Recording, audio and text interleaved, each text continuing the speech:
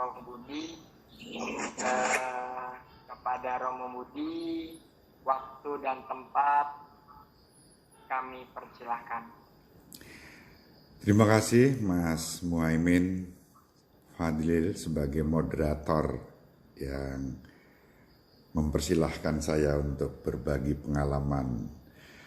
Yang saya hormati, saya kasihi Bapak Haji Sukendar dari UIN Wali Songo, juga Ibu Khairiah Husin di Riau, para narasumber, ada Romo Warto, ada Mbak Dewi ini adik saya ini. Buongiorno, Mbak Dewi, come stai? Tutto bene sih? Ya, karena dia sudah pinter berbahasa Italia, maka saya sapa dengan bahasa Italia. Dia jadi delegasi di sana pada waktu itu. 2 kali saya rekomendasi beliau untuk berangkat ke Vatikan. Saya aja belum pernah tidur di Vatikan, Mbak Dewi sudah belusuan di sana.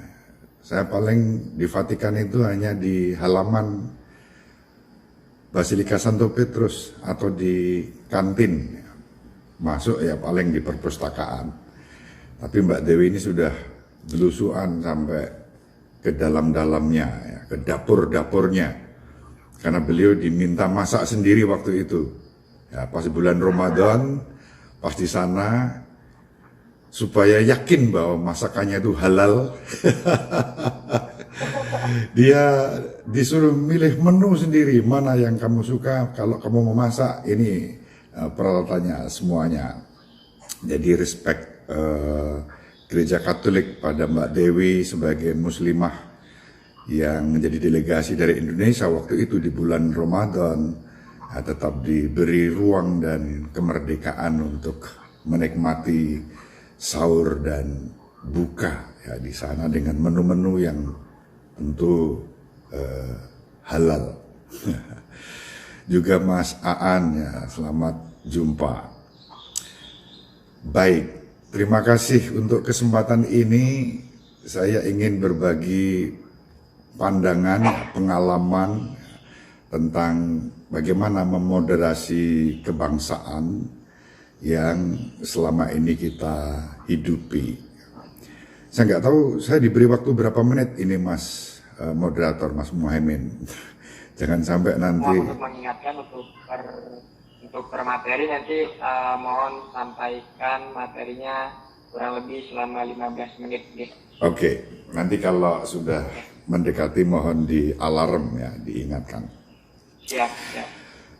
Ketika saya berpikir, ya, merefleksikan, ya, mengkaji, dan kemudian mengaplikasikan konsep tentang kebangsaan, saya bersyukur ya, menjadi bagian dari bangsa Indonesia yang kemerdekaannya kita sudah kenal semua 17 Agustus 1945, dan kemerdekaan itu menjadi buah jerih payah perjuangan para pahlawan kita, entah yang diakui resmi sebagai pahlawan, entah yang tidak, ya, tetapi mereka berjuang dengan segala pengorbanan mereka untuk terbentuknya bangsa ini.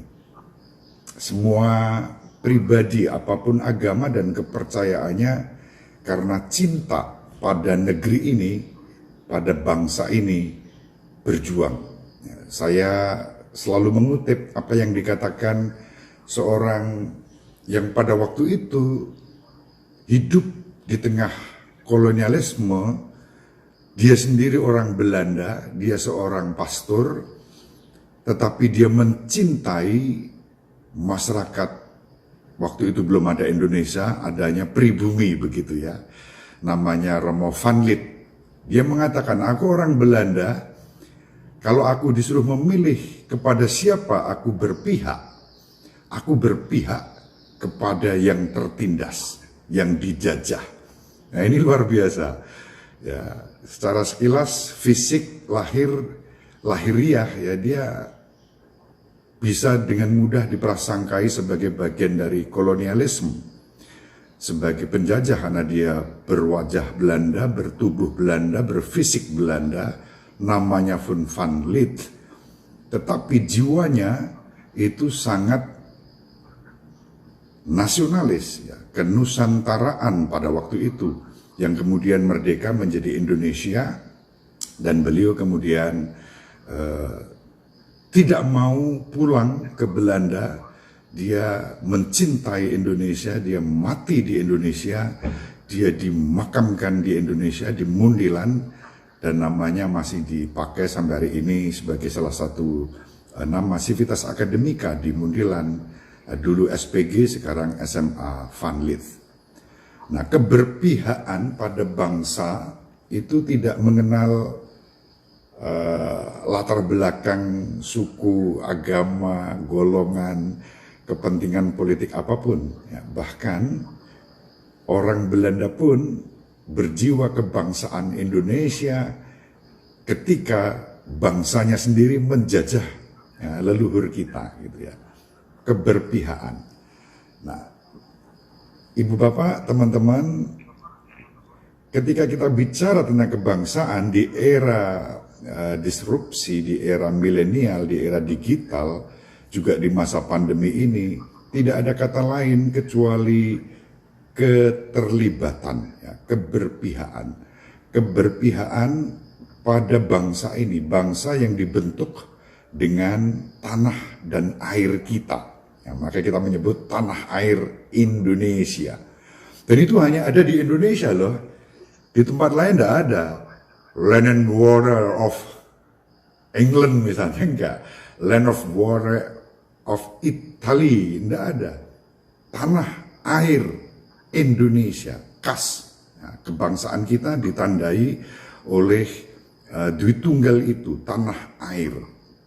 Tempat kita berpijak, tempat kita menumpahkan darah kita saat lahir dan sampai menghembuskan nafas pada akhir hidup kita masing-masing. Maka memoderasi kebangsaan menurut hemat saya adalah bagaimana kita menumbuhkan, ya, semangat keberpihakan pada tanah air kita Indonesia. Nah, ini yang bagi saya lebih penting. Ya, jangan sampai kita berjalan di tempat, ya, berdiskusi tentang kebangsaan-kebangsaan yang sebetulnya sudah selesai, ya, kita menjadi pewaris-pewaris perjuangan para pahlawan untuk menjaga, mengisi kemerdekaan dengan kontribusi-kontribusi yang positif untuk saat ini dan di masa mendatang. Kalau energi kita habis untuk berkutat pada konsep kebangsaan yang sudah selesai, nanti kita nggak maju-maju nih. Kita nggak segera mengadaptasi atau menyesuaikan dengan dunia yang berkembang sedemikian dahsyat dan cepat. Nah, aspek itu yang menurut saya kadang-kadang kita lupakan, ya. Maka tadi saya sangat bersyukur, ya, mendengarkan dan melihat tayangan pendek video yang meskipun tidak selesai, tetapi yang tidak selesai itu sebetulnya saya menduga disengaja oleh panitia, sengaja tidak diselesaikan supaya kita, ya, peserta webinar ini yang menyelesaikan melalui karya, melalui hidup, melalui kehadiran kita. Ya, ada kalimat-kalimat penting yang tadi disebut salam damai Indonesia. Nah, itu saya juga bikin lagu Untukmu Indonesia. Nanti teman-teman bisa cek di YouTube saya, Alois Budi Purnomo TV. Di sana ada banyak dokumentasi bagaimana upaya-upaya saya dalam membangun kebangsaan ini bersama dengan para guru dan sahabat saya dari berbagai macam agama, ya, termasuk Romo Warto ini guru dan sahabat saya, Mbak Dewi ini juga guru dan sahabat saya, Mas Aan ini juga guru dan sahabat saya. Jadi guru tidak harus dalam konteks di kelas, ya, senioritas. Tetapi kita bisa belajar dari siapapun yang punya komitmen untuk itu. Yang penting adalah bagaimana kita saling menjaga komitmen itu sehingga cinta tanah air Indonesia itu terwujud. Nah, dalam video tadi, dalam tayangan pendek tadi disebut yang menarik. Ya. Tadi kalau saya cermati teman-teman panitia, ya ini sekaligus masukan aja. Sapaan-sapaan salam, ya, Assalamualaikum warahmatullahi wabarakatuh. Kita kenal itu salam secara islami. Ya, Islam sebagai rahmatan lil alamin, ekspresi cinta dan tanah air diungkapkan melalui salam itu antara lain, ya, meskipun nanti teman-teman Banser itu punya mars tersendiri, ya, hubul waton minal iman, ya. Kalau Monsinyur Sugiyo Pranoto, Uskup Agung Semarang yang pertama dan pahlawan nasional, sahabatnya Bung Karno, kemudian sahabatnya para guru dan kiai pendiri bangsa ini, itu mengatakan 100% Indonesia 100% Katolik, nah, rahmatan lil alamin, ya, untuk tanah air, hubul waton minal iman. Nah itu kan sama sebetulnya. Kemudian teman-teman dari Romo Warto ini selalu menyapa dengan namo buddhaya, semoga semua makhluk berbahagia yang tinggal di tanah air kita, di bumi ini. Kemudian teman-teman Kristen mengatakan shalom, ya, salam, salam, sejahtera. Saya nunggu-nunggu tadi sebetulnya kok nggak ada yang mengatakan berkah dalam, ya. Nah kalau Katolik itu sapaannya berkah dalam, gitu ya, berkah dalam itu Tuhan memberkati. Nah, tapi saya terhibur, ya, saya kerinduan saya terjawab dalam lagu tadi. Ada salam damai berkah dalam, itu khas sapaan Katolik. Ya, sedangkan teman-teman dari Hindu itu dengan sapaan juga yang khas, ya. Dan teman-teman Konghucu juga memiliki sapaan-sapaan yang khas, ya, Weide, Tongtien misalnya, Weide itu suatu salam kebajikan. Kemudian teman-teman Hindu itu mengungkapkan Om Santi, Santi Om, ya, Santi itu ya Shalom, Assalamualaikum rahmatan lil alamin, ya, berkah dalam, ya, namo buddhaya, semoga semua berbahagia, atau rahayu, rahayu, ya, keselamatan, salam seger waras. Itu ungkapan-ungkapan yang sebetulnya menjadi kearifan yang di tanah air kita, di bangsa kita, itu menjadi kekayaan yang unik. Nah, maka kalau kita mau membangun dan memoderasi kebangsaan, hemat saya, saat ini, ya, di tengah pandemi ini menyadarkan banyak orang bahwa kita harus mencintai tanah air. Bukan hanya tanah air dalam konteks nasionalisme, tetapi juga dalam konteks globalisme. Jadi tanah dan air ini sedang dirusak, ya, bumi, udara, air, laut menjadi pemandangan-pemandangan yang buruk karena sikap tamak, serakah. Ya, orang cenderung memperlakukan alam ini dengan perspektif ekonomis, mengeruk laba sesaat, melupakan generasi masa depan, dan membuat bangsa bisa menjadi hancur. Ya, kalau kita nggak punya tanah air kita hancur, ya, bagaimana kita akan berpijak pada bumi yang memberikan kesejahteraan untuk kita semua.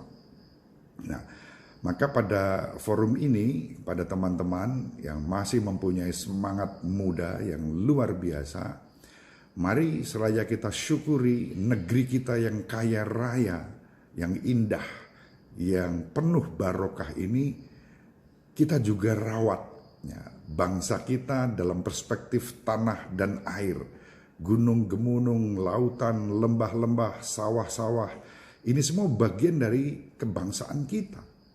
Kebangsaan tidak bisa dilepaskan dari aspek-aspek ekologis, ya, yang saling menghubungkan kita.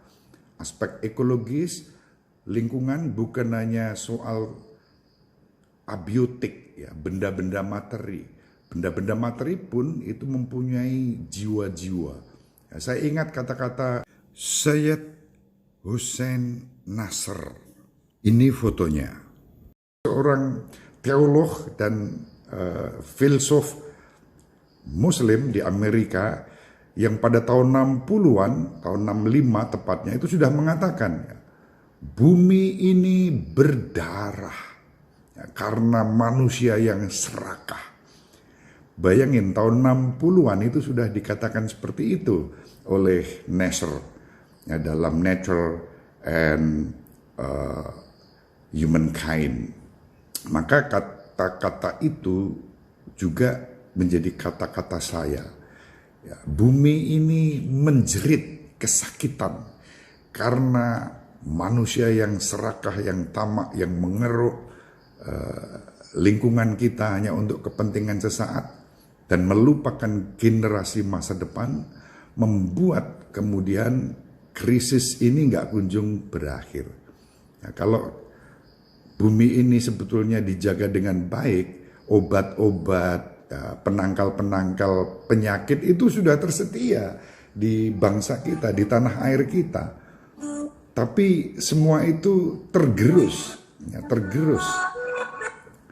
oleh sikap serakah kita, sehingga sekarang ini kita tertatih-tatih ya untuk mencari penangkal dari penyakit-penyakit baru yang juga akibat dari ulah manusia. Maka kita harus melakukan yang disebut shift paradigm, ecological shift paradigm dalam konteks kebangsaan.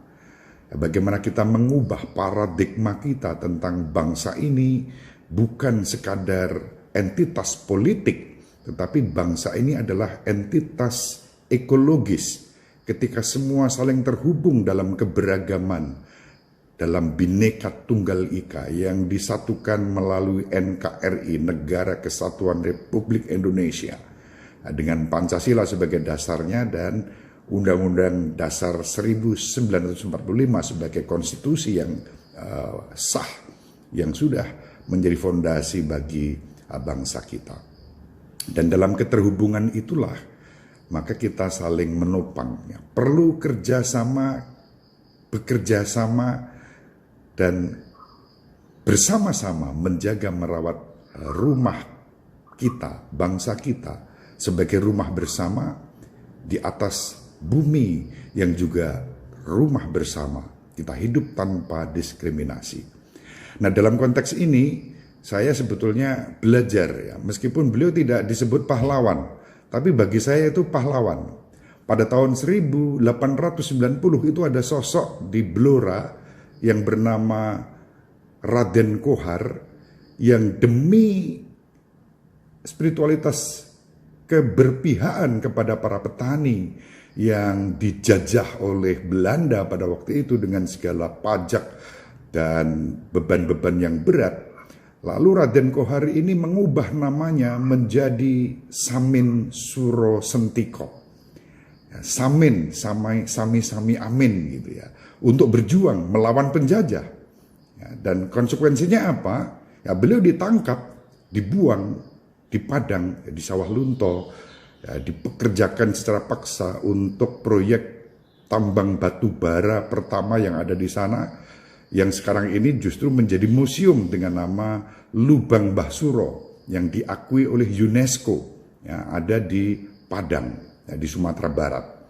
Nah, sosok pribadi ini bagi saya inspiratif dalam rangka konteks kebangsaan dalam semangat keterlibatan, ya, keberpihakan. Konsekuensinya memang kemudian dianiaya,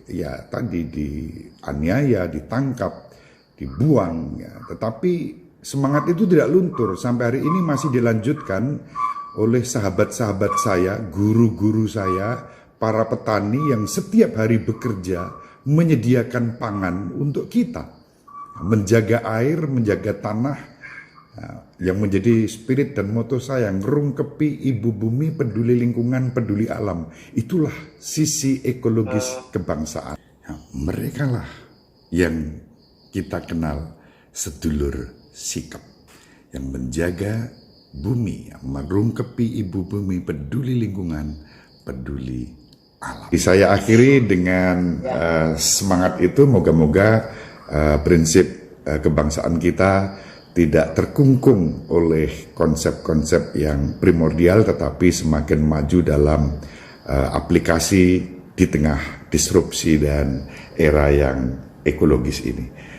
Demikian, matur nuwun, semoga bermanfaat, nanti bisa kita dalami di diskusi.